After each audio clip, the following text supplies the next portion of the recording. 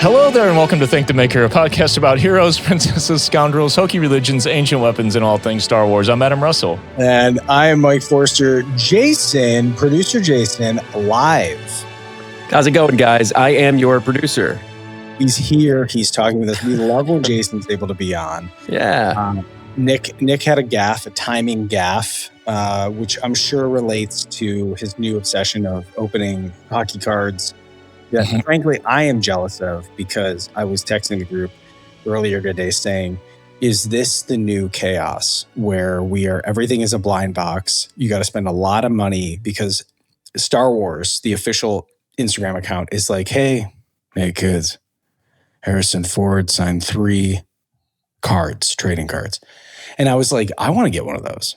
Like, Nick has made the experience of opening cards look so fun. And then I go to see how much it would cost to possibly get one of these boxes. And it was $550. Jesus. And there's 3 total Harrison Ford cards, period? Only 3. And I'm like, this golden ticket shit. That is crazy. Man, trading cards are just having a moment right now, though. Just across everything. Sports, Star Wars, Pokemon obviously that's a perennial. But just regular ass trading cards are sort of tops is kind of on top right now. Right. Get out your Babe Ruth rookie or whatever. Yeah. It does make you wonder how many of those things how many just, in the mid 2000s, early 2010s, how many people just dumped binders full. Oh, yeah. Sleeves of cards. You know what I mean? Just being like, I don't know, dude, I'll give you $50 for all of them. And someone is like, that sounds great.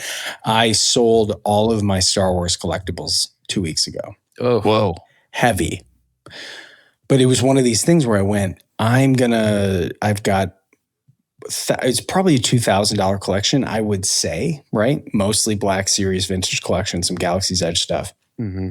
And the guy showed up and was like, I don't know, I'll give you $700 for all of it. And there was a part of me that was like, well, that's a lot of money that I'm losing. But then you're sitting there being like, I don't know. He's here right now. He's going to take it all. Versus, I think what my personal hell is, which is why I haven't really got into collectible collecting, is this idea of being like, here, I graded it. And then I go on eBay and I'm like, oh, there's 100 other people who graded it too. Right. And then as soon as I ship it, someone's like, hey, you said in the description it was perfect. And I'm like, well, I don't know. It looks perfect to me. They're like, we have a different interpretation. I got to send it back. And I'm just like, dude, we got to stop. I felt like I teased this a little bit with COVID when people were some places were, some stores were allowing people to walk in and buy stuff. Some stores were like, you can't come in. We were one of those places. So for a while I was like, I get access to all these action figures. And people were like, I can't even get inside my Target. You want to buy me Captain Rex? I'm like, sure, no problem. So I don't know. I think we're kind of in this like fever pitch of where every company is trying to figure out what to do, which is ironic for the discussion we're talking about today. Very much so. It is. We're talking about, well, among several things, this Variety article that featured an interview with Kathleen Kennedy, talking about the Lucasfilm Handoff. They talked a little bit about AI and a little bit about the Mandalorian and Grogu movie. Specifically, they say the one power Grogu won't have. That's which is Force lightning. Yeah, it's a nice little bit of clickbait. Before we do this, can I just point out that I'm still feeling a lot of anxiety about awareness for this movie. I'm looking at this. What is this awareness meter thing that you sent us a while ago, Jason? Yeah, that was, the name is escaping me again. Quorum? Oh, yeah, Quorum. Quorum.com, they make some rudimentary motion picture marketing numbers available publicly.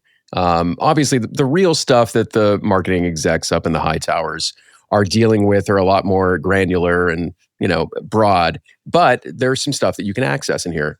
One of those most important things, like I was saying, this was in a bonus section a couple weeks ago.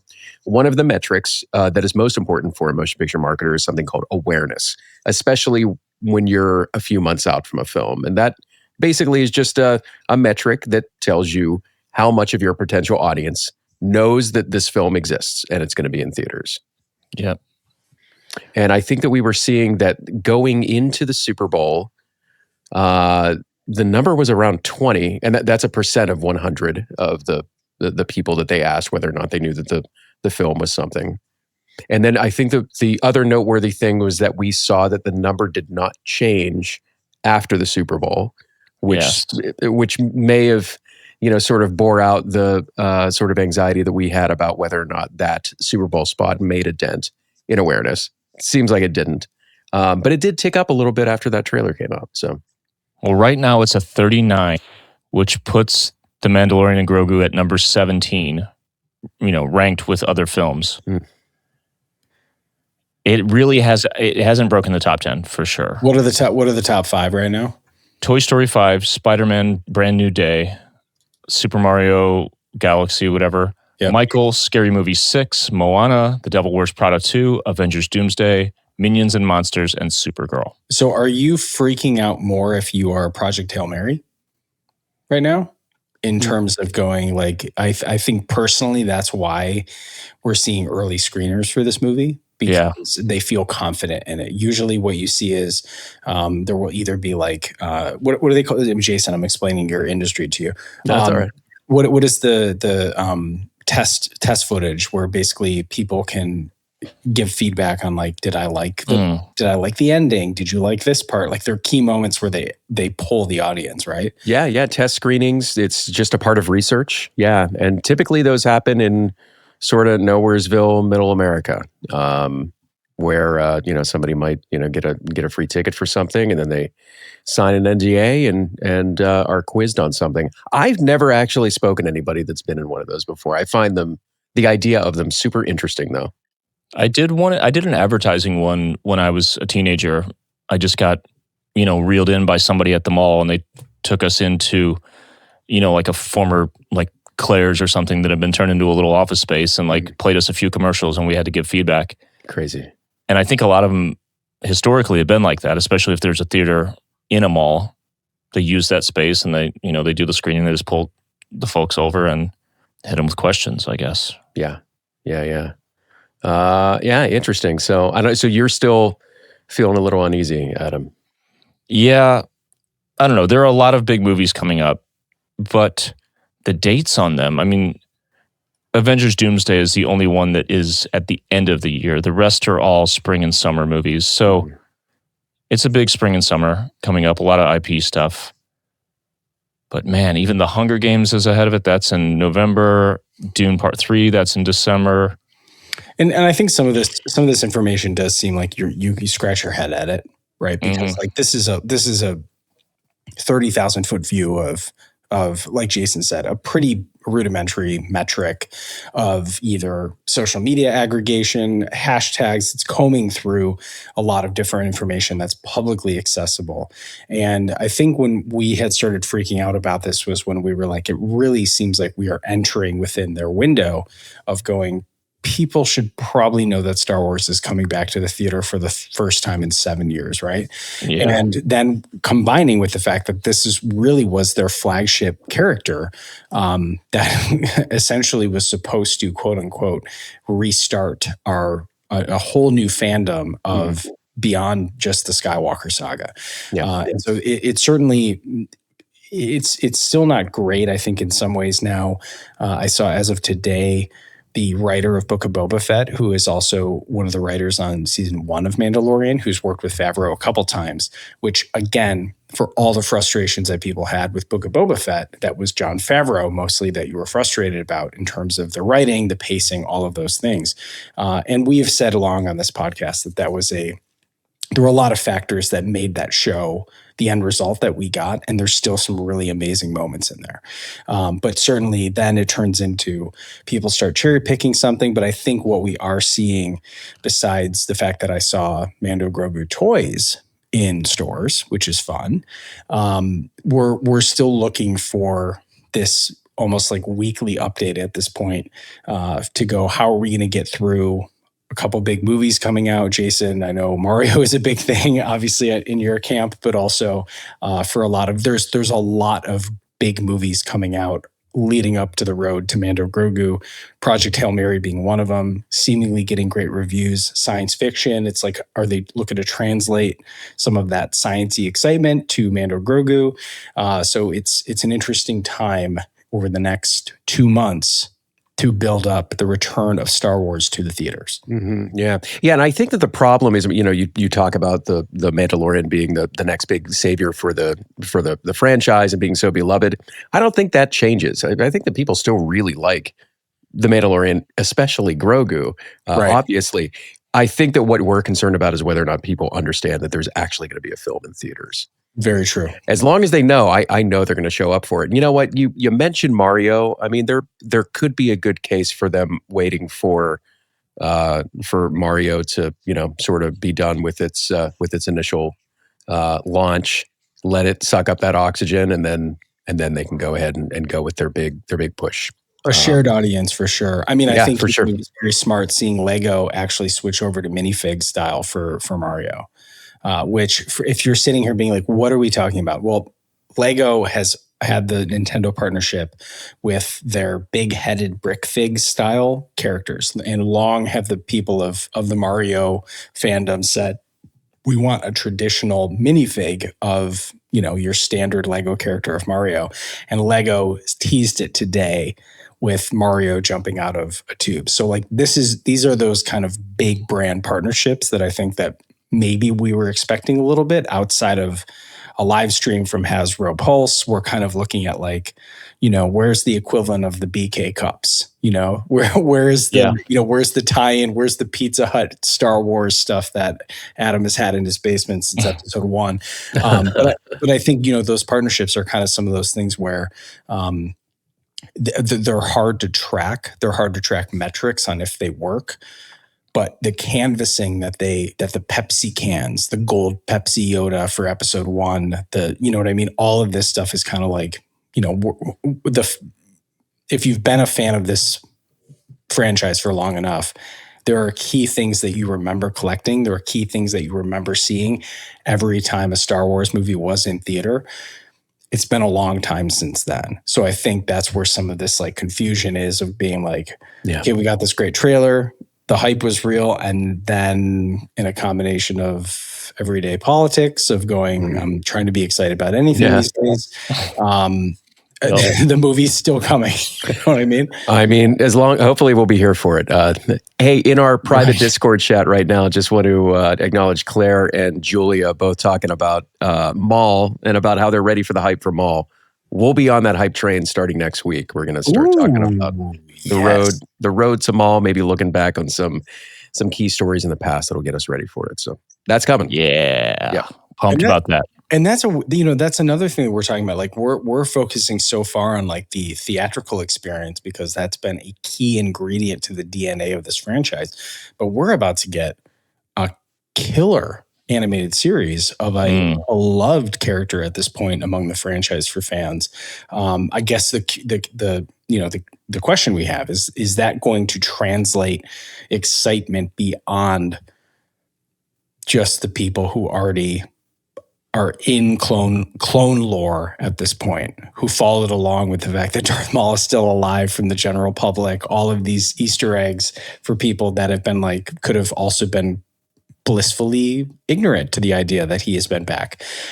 So I'm curious at how all of this is going to play out, because you could argue too, if they just pump Maul for the next 6 weeks and it ends on May the 4th, then do they have 3 weeks to promote this movie? Right. We'll see. I don't think the anxiety will be relieved until it's out there. We're sitting in the theater together? Yeah.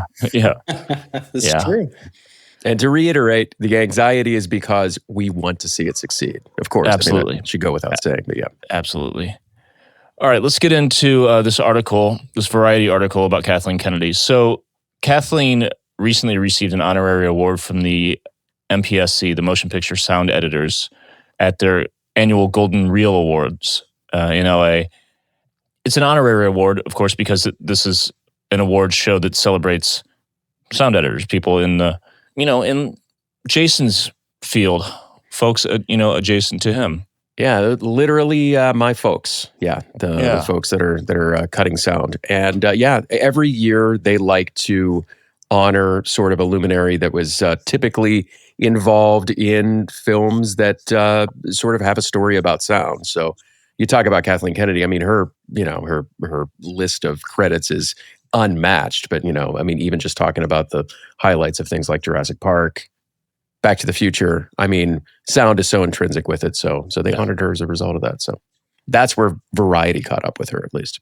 One of the coolest parts about that is that Ben Burt presented the award to her. Yeah. So, an icon himself. The article talks a bit about the Mandalorian and Grogu. A little bit of spoilers here. It's minor. I don't know. Maybe it's a lie. Maybe it's a bald-faced lie. Maybe this is Liam Neeson style. But before we get into that, they talked about the first time she heard Grogu speak. And, she said, this is a quote here, another perfect example of a character that has to emote and you have to feel connected to, and they never speak a word. And there's something like extra special about Star Wars, about the aliens and creatures that I don't think any other franchise has matched, including Star Trek and everything, where the most bizarre creatures who don't say a word become so beloved and they're so believable, Who is that character for you guys? I mean, like Chewie is the number one, right? If you don't count his sounds as speaking. Well, no, that's what I'm saying. Like because that's a great point, and it's what Kathleen Kennedy is saying. She's like, there are multiple characters within Star Wars that you can't understand. Yeah, but you understand, right? Yeah, I think you got to go with R2. That's what I was like between both of those. Like you are on, like they are ride or dies, and you can't understand them. Yeah, amazing. I mean, just Ben Burt messing around with a Moog back in 1976, and having that emote is insane, right? It's it's pretty cool, very very cool. Which has then come to translate to other droids like Chopper. Have your even when you have English speaking characters, of course, like Jon Favreau's Rio Durant. When you have these characters that do have the alienness, but they speak, right? They just kind of become another character. But in those regards, I feel like if you were to go through and listen to not only Wookiees, but also different droids, different other aliens that are like part of the partisan group, two tubes, you know what I mean? Like even Ichuta, Jabba the Hutt. If you didn't have subtitles, you still would know this is a bad situation. Right. Which is awesome. Again, we don't know. I mean, she's on her way out of Lucasfilm. So we don't know exactly how she's playing this. Like any executive or, creative involved in a project, you want to pump up your project and get people stoked about it. You want to talk about it in enticing ways and stuff. But she says, of course, audiences will fall deeper in love with Grogu. But she says, quote, on the big screen, he never says a word. Point blank. Hit the R2 soundbite. Right. And she says she confirmed that despite the Yoda broken English kind of thing that we've come to expect from that species, despite us like deeper nerds knowing Yaddle and different things like that, we're not going to get that. We're not going to get any words. I kind of call bullshit. Yeah, I really think she's pulling a Liam Neeson. I think the best ending for this movie would be after everything hits the fan and it could be the end for our heroes. Then of course it's not, and they save the day. We will get one word at the very end. Yeah, or a couple words. Yeah. Okay. Roll credits. I feel like I was expecting that too. But the other way to look at it would be if we're saying that this is a fully encapsulated story. This could be like an episode of Family Matters or Full House or something where like everybody ends up in exactly the same place at the end of it. Yeah, there's no difference. So yeah, maybe he doesn't talk too. I don't know. And I think too, like the idea of going, it's not ideally for marketing, Baby Yoda works great, but for the story, a carbon copy of young Yoda doesn't make sense, right? Right. They're two different characters. We have to break them out if we want to have a time jump, like where it seems like this franchise is going to go. to have another broken English never speaking full sentences doesn't really make sense, because then it's just like, oh, here, the retread haters are going to have a field day with that, right? And they are different characters for that reason. So, yeah, they're culturally different. They're temporally separated by like a millennia. So, yeah, it would make sense. I will say, even though we don't speculate, officially we don't speculate, I think it would be really fun for the bonus segment to try to speculate on what Grogu's first words would be, whether or not they're in this film. Yeah, I like that. I have a thought. Something hit me earlier today, and I'm very excited about this. Nice. So we'll do that for the patrons. All right, they go on in this article to talk about Kathleen passing on the torch at Lucasfilm. And, it's this being kind of like the worst kept secret in fandoms, I guess. Not all of Hollywood per se, but like for sure within our group of nerds. She said, quote, "It didn't just happen 6 months ago. I spent 10 years talking to Dave into gradually stepping into live action. He had so much experience in animation. He's so knowledgeable about Star Wars and loves it so much. It's really been a 10-year mentoring process for both of them," referring to Lin-Wen Brennan. Lin-Wen came out of Industrial Light and Magic. She was my GM the entire time. I would argue that the transition has been really pretty seamless. So, I mean, like any transition for a CEO or a president or anything, like there's grooming and mentoring. It always happens, It's a succession plan. Yeah. But imagine the lessons that you're going to get from Kathleen Kennedy, yes, and George Lucas. I mean, come on. I mean, how much better can you be prepared? Absolutely. Yeah. And the longer we've had to sit with this, the more comfortable and confident I feel about what this company is going to look like moving forward, specifically because they didn't just put Dave in as president or just Lin-Wen. The kind of partnership between them, leadership experience, in kind of a corporate sense, and then leadership experience in a creative sense, and all of Dave's, the deep well of his creative skills, I think it's going to be pretty great. And also acknowledging the fact that it takes two people to do Kathleen Kennedy's job.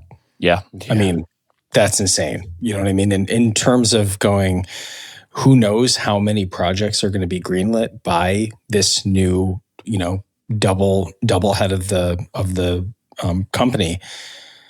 But look at the stack of what she accomplished when she took it over after George. Right. It's insane that one person greenlit, trusted other people, did that. Like that beyond just her career in Hollywood, even just focusing on Industrial Light and Magic and Lucasfilm, truly insanity if you understand what goes into making just one of these projects, let alone 9 that she was involved with since The Mandalorian, is crazy. And that, I think I'm actually underselling it. I think it's actually closer to probably 10 or 15. Counting all the animated projects, greenlighting all the Tales of, still creatively needing to know we have 3 video games coming out. Like, you know what I mean? Like they have to be a part of all that. So, I mean, it's even big. It's probably, now I'm thinking about it, it's probably closer to 20, 30 projects. Yeah. And a total corporate restructuring. It's wild.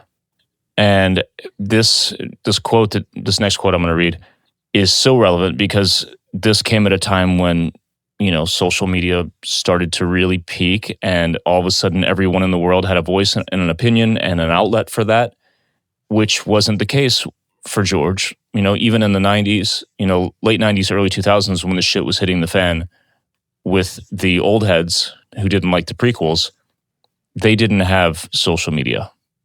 It was a different vibe. He still felt the heat, I mean, you could hear it in his voice when he would talk about, they hated they hated the droids on the beginning. He was just like so bitter and bummed out.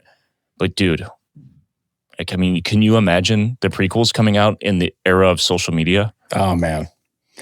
I mean, there's also the great shirt that he has of the director that hated what remember it was the quote. Oh, it was the quote, yeah. Newspaper article that was like, "This is a terrible movie." Yeah. I think he wore it for when he was filming the prequels of Return of the Jedi, right?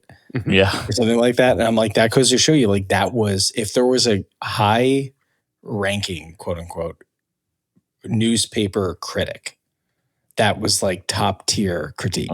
and now we're sitting here with Tom from Massachusetts who thinks, they got to listen to me. Right. So the quote is, this is well navigated by her. I really segued into that job when the fan expectations collided with social media. That really has created a kind of explosion. It's always been important to Lucasfilm that the fans are a huge part of what the franchise is. So that was something that was new to me and something that grew over time, but it's remained incredibly important to the company. So essentially, we hear you. It's been brutal, but we hear you and you're important, and that's not changing. So we hear all of you. Yeah, loudly. But you know what though? What I like about this quote is that this is a person at the absolute top, right? Imagine Mark Zuckerberg listening to anything that people are saying, right? And I know that he listens to the podcast, so I will say the world has gone to a worse place since you decided your creepy app for rating girls went global. But really, the idea that of her saying this is a reminder for everyone to say that if you love something, if you thought it was awesome, you got to show just as much support as the crusty people who are just hating everything. You got to show your support. 100%. That's what we're here for. Right. Again, not to be shills, but to just do the opposite of what feels most natural, that fight or flight like instinct that's evolved in us when something is unfamiliar and it doesn't meet your expectations and you don't like it, and it mentally and emotionally your brain goes threat, that sucks, got to tell everyone it sucks. Right. But we're talking about entertainment, folks, so let's just like try to dial down that knob and just talk about the shit you love, and everything else just chill. Right. But also, like, I mean, Jason, the work that you've done on movies that didn't perform well for some box office metric does not change the fact that, like, you spent a lot of time and effort working on these projects. Mm-hmm. Adam, you have a great new album out. It takes 3 other people along with yourself to create that album, and then that gets handed off to other people to also try to aid its success. And then it goes from there into being like, who wants to pick this up? What are we? Who wants to take it? There are so many things that go into this that is really not as simple as Kathleen Kennedy going, what does Cartman say? Make it suck. Right. Like, just make it suck worse, or make it less lame, make it more lame, It's like that. If it was as simple as that, I actually wish it was like that in some ways. Because like the amount of people that are so dense, but so charismatic in how confident they are to share and shit over all of the hard work that goes into these things, despite whatever the final product is, because oftentimes like that is like putting together a bouquet and looking at it and going, oh, wow, this is a $200 bouquet. I don't like roses. Okay, cool. It's a piece of shit full of roses. You know what I mean? And you're just like, okay, sounds good. Yeah. So, and add to it the fact that Bob Iger, the real Sith Lord, just threw her under the bus the entire time. And she had to over and over fall on the sword for him and not say a word. Yeah. Just keep on moving forward. Yep. That is a familiar, I think, for all of our female listeners. I'm sure that they're like, mm-hmm. That sounds like work. That sounds familiar. I think we all have women in our lives who have been kind of told to step aside. We've got it handled, and maybe that's a greater representation of what's going on worldwide right now. But certainly there are times where we don't have it. We don't got it.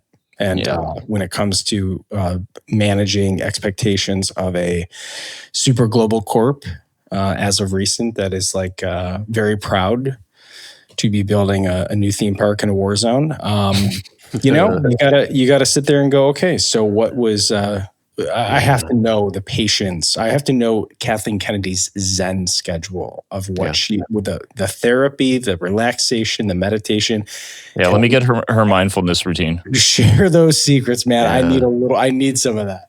Hey, she's a professional through and through. And anybody that really reaches her level in this town is going to have that level of professionalism. I was able to somehow back my way into going to the premiere of Andor Season 2 Yes. At the El Capitan Theater there in Hollywood.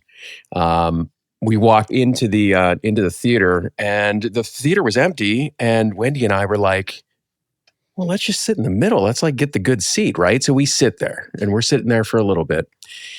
And then all of a sudden, both Kathleen Kennedy and Diego Luna start walking down our row. And we realized that we had assigned seats. And we were supposed to be like way off the side, right? But we were in their seats, right?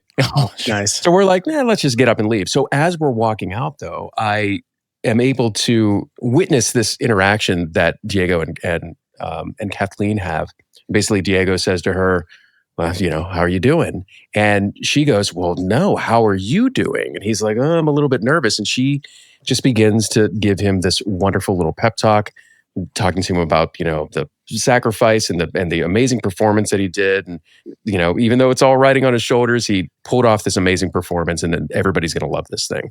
And then to find, which I thought was, way cool. And I was really, really special that I was able to witness that, totally by mistake, because I was trying to bogart their seats. Nice.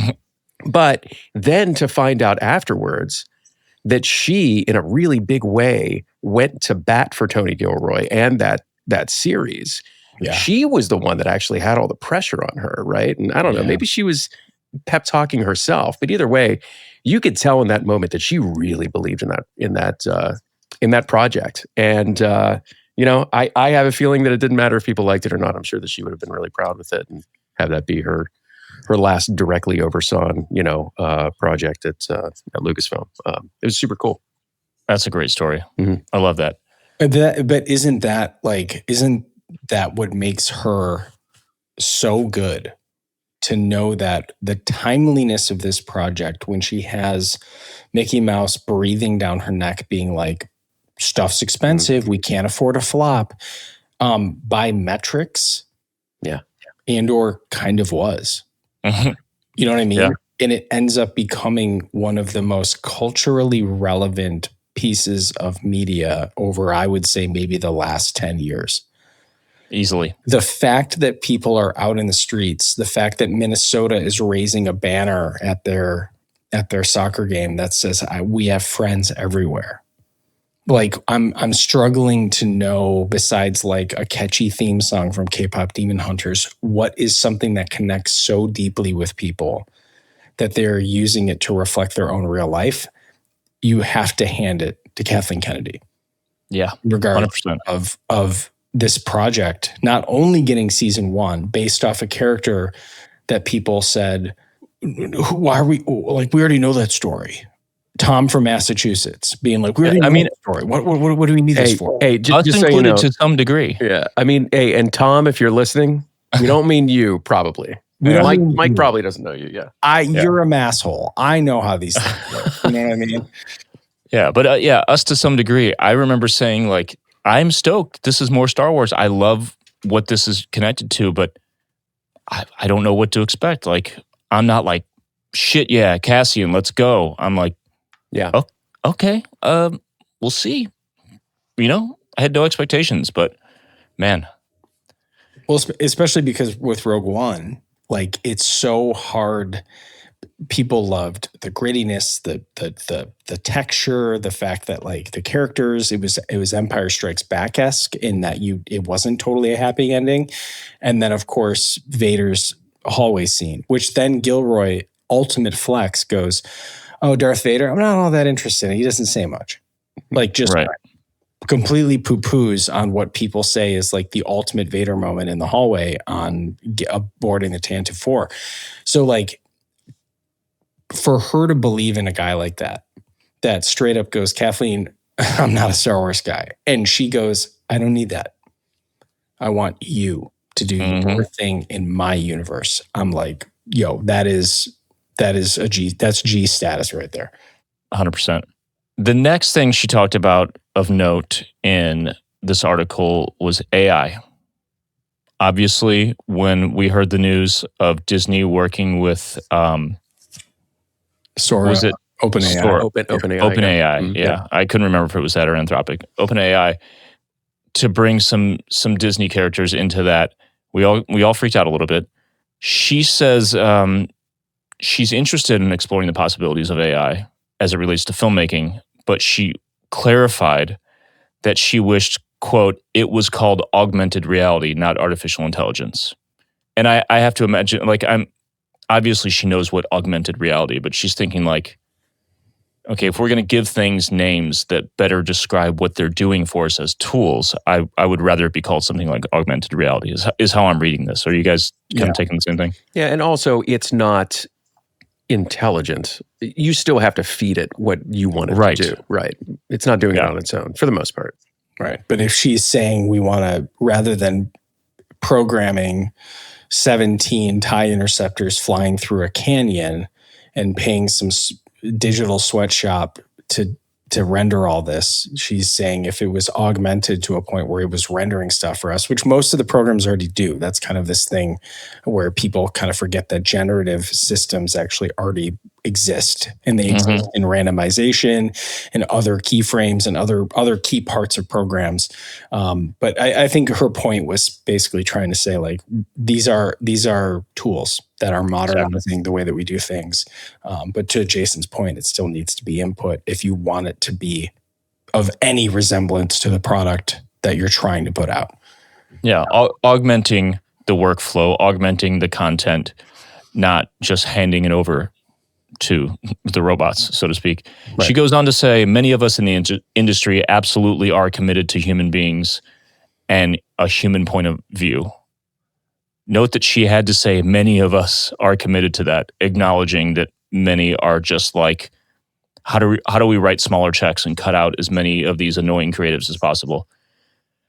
She goes on to say, we'll see if these tools can end up augmenting that process, speed things up, and find a place in the flow of creativity. That's what I find quite intriguing about some of these tools. But to actually replace human beings in the process, no.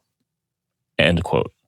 There's a little bit of this quote that does feel like I got my bag and it's up to you guys now.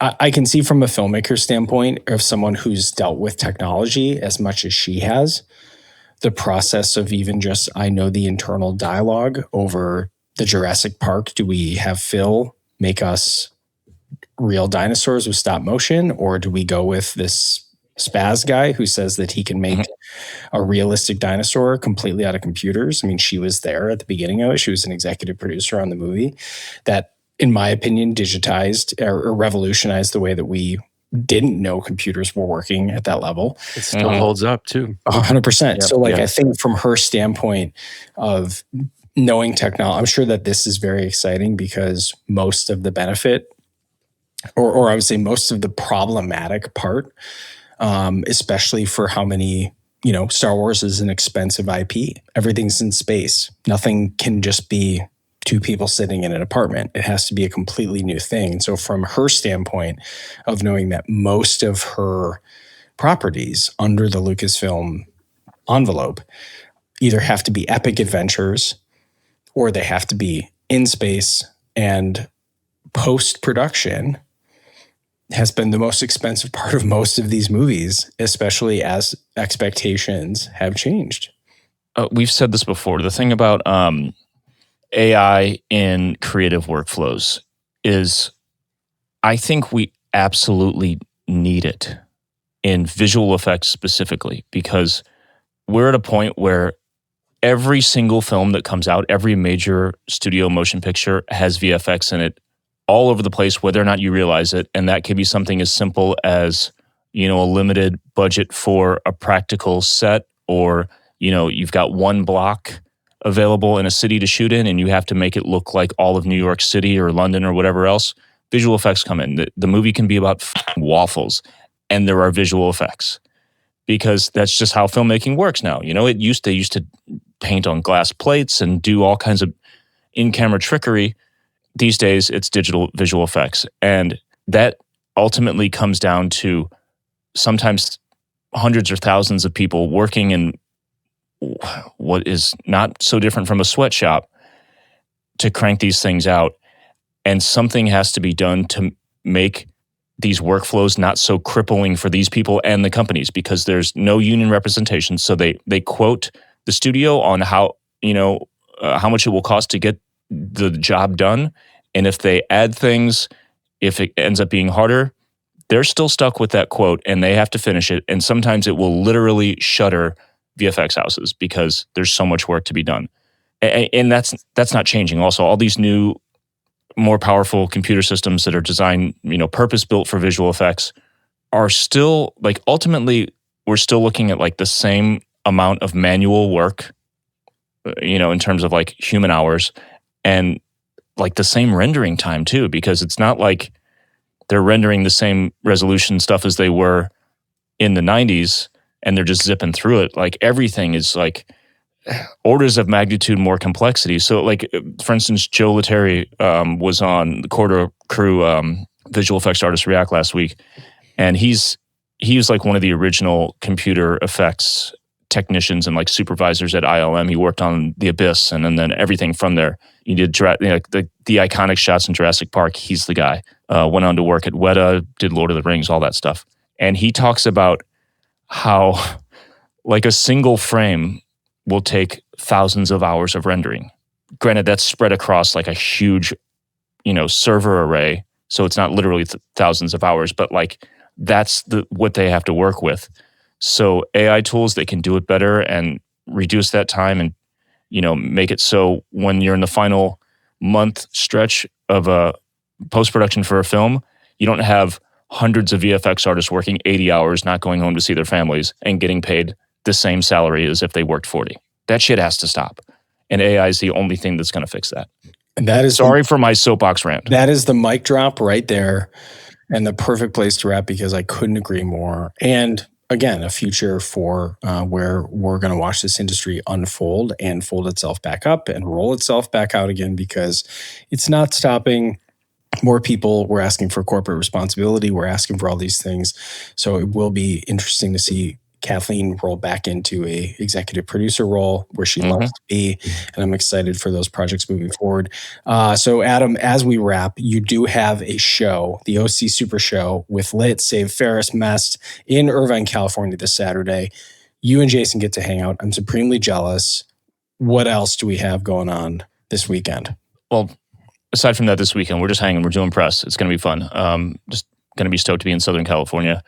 Hanging, going to Batu on Sunday. That's going to be good times. But Bayside recently announced a summer tour we're taking back Sunday, which is huge and awesome. Stoked for them. That's on sale now. So go get tickets. And so many Warped Tour dates. So many Warped Tour dates. I'm excited to see you guys both doing Warped Tour again. That's really fun. So let's go. We got Mall next week. We're excited about that. Good stuff. All right. Like we said, patrons, the bonus segment, we're going to be talking about what Grogu might say the first time he says anything. If you want to hear that, if you're not a patron, patreon.com/thankthemakerpod is the spot to go. We love everyone, patron or not. Patrons we love a little bit more, to be honest. Everyone else, until next time, may the force be with you.